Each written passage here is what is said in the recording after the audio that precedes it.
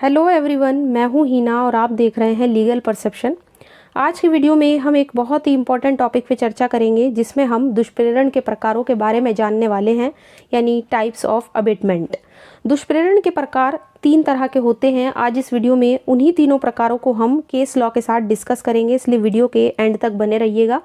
काफ़ी इंटरेस्टिंग और काफ़ी हेल्पफुल वीडियो होगा आपके लिए। इसके अलावा अगर आप इस वीडियो लेक्चर की PDF लेना चाहते हैं तो आप फ्री में टेलीग्राम से ले सकते हैं, जिसका लिंक आपको डिस्क्रिप्शन में मिल जाएगा। और अगर आप इस चैनल पर नए हैं या अभी तक आपने इस चैनल को सब्सक्राइब नहीं किया है तो जल्दी से आप चैनल को सब्सक्राइब कर लीजिए, क्योंकि आने वाली वीडियोस में और जो दूसरे मेजर एक्ट हैं या मेजर लॉज हैं उन सबको हम एक एक करके केस लॉ के साथ डिस्कस करेंगे। आज का हमारा टॉपिक है दुष्प्रेरण के प्रकार, और इसी वीडियो में हम उन सबसे रिलेटेड केस लॉ भी देखने वाले हैं। तो देखिए, सबसे पहले जान लेते हैं सेक्शन 107 के बारे में। एक बार और मैं आपको बता दूं कि सेक्शन 107 से लेके IPC में 120 तक अबेटमेंट यानी दुष्प्रेरण के बारे में दिया गया है, जो हम अपनी पिछली वीडियो में कवर कर चुके हैं। अगर आपने वो वीडियो नहीं देखा है तो ज़रूर देख लीजिएगा, क्योंकि उस वीडियो में हमने जितने भी सारे सेक्शन थे दुष्प्रेरण के वो सब कवर किए हैं।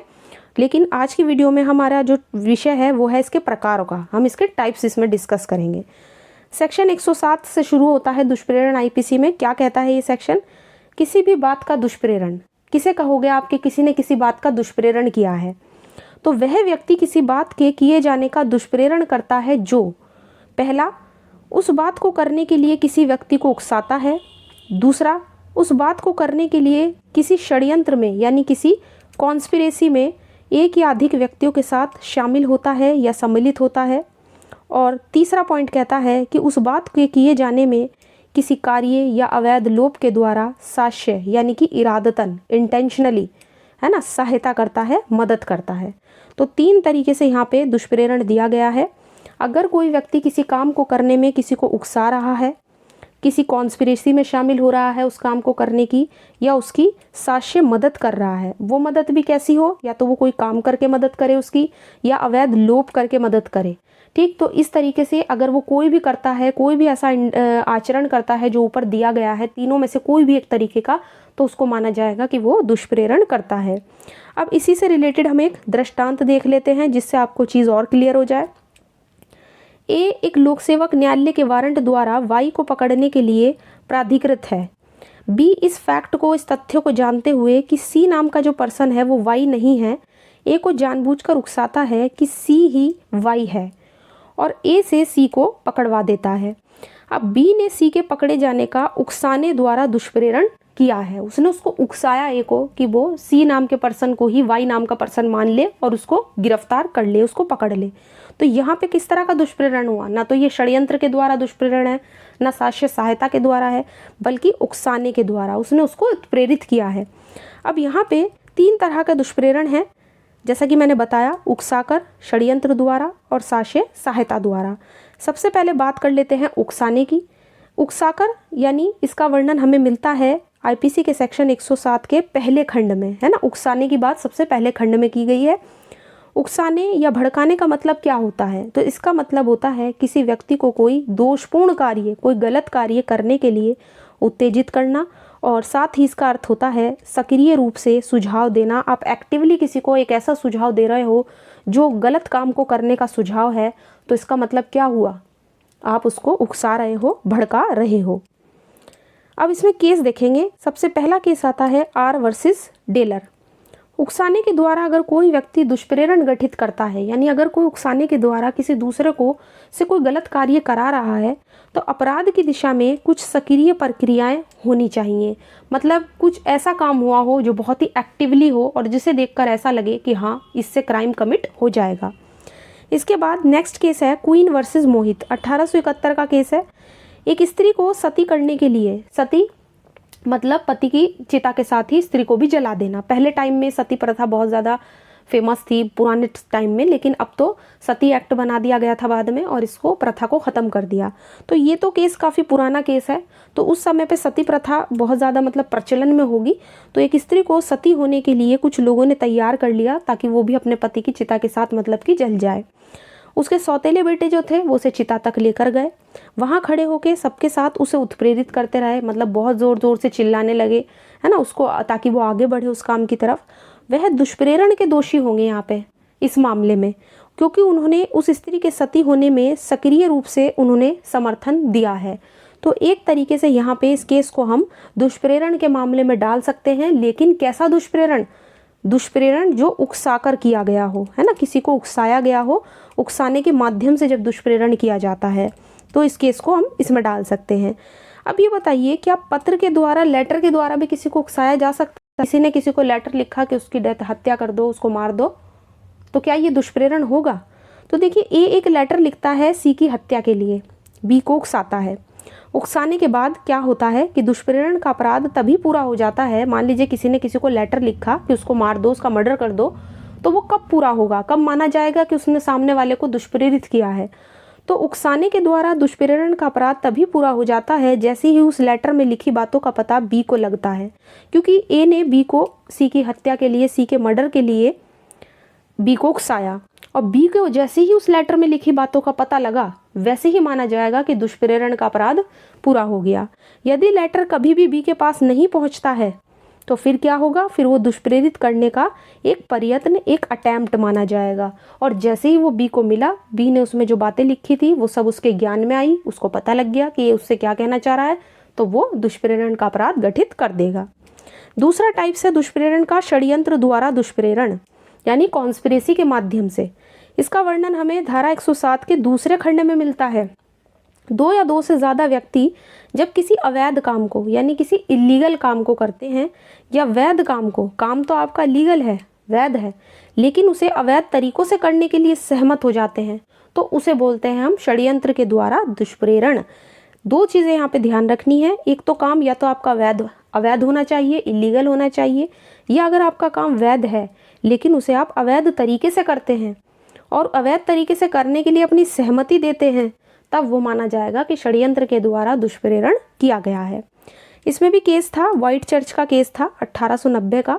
इस मामले में एक स्त्री ने अपने को गर्भवती समझकर, जबकि वास्तव में वो प्रेग्नेंट नहीं थी, गर्भवती नहीं थी, किसी अन्य व्यक्ति से दवाई लेने के लिए षड्यंत्र किया, कॉन्स्पिरेसी की, जिससे कि उसे गर्भपात हो जाए।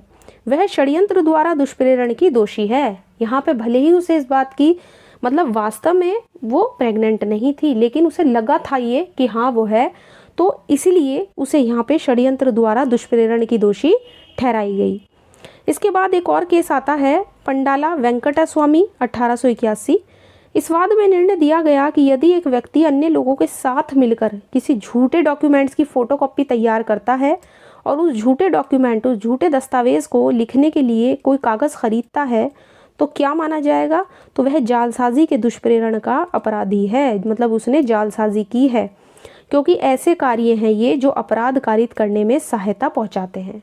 तो झूठा डॉक्यूमेंट तैयार करना, उसको तैयार करने के लिए कोई कागज़ खरीदना, इसका मतलब क्या है कि आप उसको करने के लिए तैयारी कर रहे हैं, आप दुष्प्रेरण के वहाँ पे दोषी हो सकते हैं, ठीक, क्योंकि ये ऐसे कार्य हैं जो अपराध में सहायता पहुँचाते हैं। इसके बाद नेक्स्ट केस आता है हरदन चक्रवर्ती वर्सेस यूनियन ऑफ इंडिया, 1990 का केस है। इस मामले में याचिकादाता को षड्यंत्र के माध्यम से दुष्प्रेरण करने के लिए अभियोजित किया गया था, यानी जो याचिकादाता था जिसने कोर्ट में याचिका लगाई थी, वो खुद षड्यंत्र के माध्यम से दुष्प्रेरण के लिए उस पर कोर्ट में अभियोजन चल रहा था। इस मामले में 9 लोग षड्यंत्र में शामिल थे, जिसमें से 8 को कोर्ट ने दोषमुक्त कर दिया, यानी उनको एक्विट कर दिया। सुप्रीम कोर्ट ने यहाँ पे कहा कि क्योंकि उनके विरुद्ध जो भी अपराध लगा हुआ था, जो भी आरोप लगे थे, वो तो सिद्ध नहीं हो पाए थे, और 9 में से 8 को तो दोषी मुक्त कर दिया गया था, इसलिए मात्र एक अकेला व्यक्ति, यानी कि जो याचिकादाता था, उसको षड्यंत्र द्वारा दुष्प्रेरण के अपराध का दोषी नहीं ठहराया जा सकता है, क्योंकि कोर्ट ने कहा कि षड्यंत्र केवल एक व्यक्ति के द्वारा संभव नहीं है। वहाँ पे लिखा है कि 2 हो या 2 से ज़्यादा व्यक्ति हो, ठीक है ना, उस अवैध काम को करते हैं या वैध काम को अवैध साधनों से करने में सहायता देते हैं। अब क्योंकि इस केस में 9 थे व्यक्ति, 9 दुष्प्रेरक थे, जिनमें से 8 को तो कोर्ट ने बरी कर दिया, बचता है एक, तो कोर्ट ने कहा कि केवल एक व्यक्ति को, आप अकेले व्यक्ति को षड्यंत्र द्वारा दुष्प्रेरण का दोषी नहीं ठहराओगे, क्योंकि एक अकेला व्यक्ति के द्वारा ऐसी कॉन्स्पिरेसी करना संभव नहीं है। इसी तरह से दुष्प्रेरण का तीसरा प्रकार है साक्ष्य सहायता के द्वारा दुष्प्रेरण। ये धारा 107 का तीसरा खंड है और अपराध के किए जाने में किसी कार्य या किसी अवैध लोभ के द्वारा साक्ष्य सहायता के द्वारा दुष्प्रेरण का वर्णन करता है। जो किसी कार्य या अवैध लोभ द्वारा साक्ष्य सहायता करता है वो दुष्प्रेरण का दोषी होगा। इस सेक्शन में ये कहा गया है। अब देखिए, केवल सहायता पहुंचाना ही क्या किसी अपराध का दुष्प्रेरण माना जाएगा? तो नहीं। आप मात्र किसी को सहायता पहुंचा रहे हो तो वो केवल अपराध नहीं माना जाएगा, जबकि सहायता पहुंचाने वाले व्यक्ति यही ना जानता हो कि कोई क्राइम किया जा रहा है या उसकी कोई पॉसिबिलिटी है, कोई संभावना है। अपराध करने में सहायता पहुंचाने का इरादा होना ज़रूरी होता है, इंटेंशन ज़रूरी होती है। लेकिन यदि सहायता देने वाले व्यक्ति को ये पता ही नहीं था कि जिस काम को करने में वो सहायता दे रहा है वो खुद ही एक अपराध है, तो ये नहीं कहा जा सकता कि साक्ष्य उस काम को करने में वो सहायता करता है। कहने का मतलब ये है कि अगर आप किसी को गलत काम करने के लिए सहायता पहुंचा रहे हो, लेकिन आपका उसमें अगर इंटेंशन नहीं है, आपकी कोई गलत इंटेंशन नहीं है, तो आप दोषी होंगे। इसके अलावा अगर आपको इस बात का ज्ञान भी नहीं है कि जिस काम के लिए आप सहायता दे रहे हो, आपको इस चीज़ की नॉलेज भी नहीं है, वो एक क्राइम है, आप क्राइम के लिए सहायता दे रहे हो या किसी क्राइम के होने की पॉसिबिलिटी है, संभावना है, तो भी दोषी व्यक्ति को नहीं माना जाएगा। अब उदाहरण के लिए मान लीजिए, अब हम इसी को एक उदाहरण से समझते हैं। मान लीजिए ए, बी और सी तीनों जो हैं वो फ्रेंड हैं, दोस्त हैं। ए और बी में मतभेद हो जाता है, जिससे ए बी को मार डालने का निश्चय कर लेता है। वो ये डिसाइड कर लेता है कि मुझे बी को मारना है। ए एक बहाने से सी के घर जाता है और सी को कहता है कि वो बी को अपने घर पर बुलाए, जबकि सी को इस बात का ज़रा भी नॉलेज नहीं है, ज़रा भी ज्ञान नहीं था कि वो बी को उसके आने पर उसके घर पर मार डालेगा। अब बी वहाँ पर आ जाता है और ए उसकी हत्या कर देता है, उसका मर्डर कर देता है। अब इस मामले में हम ये कह सकते हैं कि ए तो हो गया मर्डर का दोषी, क्योंकि उसने हत्या की है बी की। जबकि जो सी है, जिसकी कोई इंटेंशन नहीं थी, है ना, हालांकि उसने सहायता दी है बी को बुलाने में, लेकिन उसकी कोई इंटेंशन नहीं थी कि कोई अपराध होने वाला है या ए बी को मारने वाला है, इसलिए सी हत्या के दुष्प्रेरण का यहाँ पे दोषी नहीं ठहराया गया था। तो इस तरीके से इस उदाहरण को हम बड़े अच्छे से और क्लियरली इस टॉपिक से रिलेटेड करके समझ सकते हैं कि अगर सामने वाला व्यक्ति आपको सहायता दे रहा है और आपको एक अपराध करना चाह रहे हैं, है ना, तो अगर उसको ज्ञान ही नहीं है, नॉलेज ही नहीं है कि हाँ कोई ऑफेंस होने वाला है, तो फिर उसको दोषी नहीं ठहराया जाएगा। एक और उदाहरण देख लेते हैं। देखिए, यदि ए मारो मारो कहकर बी को उत्तेजित करता है ना, उसको उकसाता है कि वो सी को मार डाले, डी क्या करता है, बी के हाथों में एक लाठी पकड़ा देता है इस तरह से कि वो मार दिया जाए और उसे गंभीर क्षति पहुंचती है। वो क्या करता है, उसने बी के हाथ में लाठी दी और उसने लाठी उठा के उसके मार दी। यहाँ ये उकसाने के माध्यम से दुष्प्रेरण का दोषी है। तो देखिए, इस तरह से या तो वो जो बी है वो या तो सी को मार देता है या उसे गंभीर क्षति पहुंचा देता है। तो यहाँ पे जो यहाँ पे ए है, तो यहाँ पे जो ए है जिसने मारो मारो कह के बी को उकसाया है, उसको उत्तेजित किया है, वो तो हो गया उकसाने के माध्यम से दुष्प्रेरण का दोषी। और जो डी है जिसने उसे उठाकर लाठी दी है कि वो उठा के सी के मारे, वो हो गया सहायता पहुंचाने के माध्यम से दुष्प्रेरण का दोषी। अब क्योंकि उसने बी के हाथों में लाठी उठाकर मारने के लिए दी थी, इसलिए उसने सहायता पहुंचाई थी उस अपराध को करने में, जिससे कार्य पूरा हुआ है। तो एक तरीके से यहाँ पे इस मामले में ए भी दोषी है और डी भी दोषी है। ए तो हो गया आपका सीधा सीधा दुष्प्रेरण का दोषी उकसाने के माध्यम से, और डी हो गया आपका सहायता पहुंचाने के माध्यम से दुष्प्रेरण का दोषी। तो मैं आशा करती हूँ ये चीज़ आपको क्लियर हो गई होगी कि सहायता पहुंचाना किस तरीके से दुष्प्रेरण की श्रेणी में आ सकता है। अब इससे रिलेटेड हम एक केस देख लेते हैं। केस का नाम है फैयाज हुसैन वर्सेस सम्राट। एक जमींदार ने संदिग्ध चोर को 3rd डिग्री टॉर्चर देने के लिए अपना एक मकान किराए पर दिया। इस तरह से जमींदार के काम को जो जमींदार ने जो अपना मकान किराए पर दिया, उसके इस काम को सहायता के माध्यम से, मतलब साक्ष्य सहायता द्वारा उसे दुष्प्रेरण का दोषी ठहराया गया।